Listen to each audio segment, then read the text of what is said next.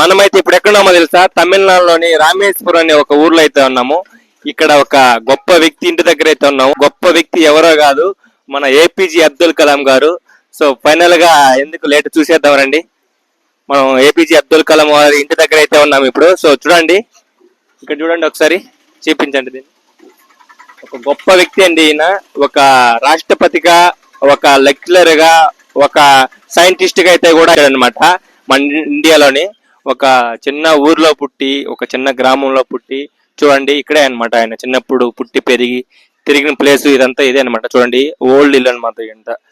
So అదిలాగా ఈయన 1910లో ఈ house అయితే ఇలా ఉండింది అనమాట. సో అబ్దుల్ కలాం హౌస్ ఇది అనమాట. 1910లో 2012లో ఇలా మార్చారనమాట. సో ఇప్పుడు ప్రెసెంట్ ఉన్న హౌస్ అయితే ఇదే అనమాట. సో ఈయన చూడండి ఎలా ఉందో అబ్దుల్ కలాం వాళ్ళ ఇల్లు అయితే. ఫైనల్ గా అయితే మనం అబ్దుల్ కలాం వాళ్ళ ఇంటి దగ్గర కూడా వచ్చాం. ఎంతో గొప్ప వ్యక్తి అండి ఈయన. సో చాలా మందికి ఈయన ఇన్స్పిరేషన్ అనమాట. చిన్నపిల్లలకు కానీ, యూత్ కి కానీ. సో యువతకు కూడా చాలా మందికి ఇన్స్పిరేషన్ అనమాట మన అబ్దుల్ కలాం గారు అయితే. ఈయన అయితే అక్టోబర్ 15, 1931లో అయితే జన్మించాడు అనమాట.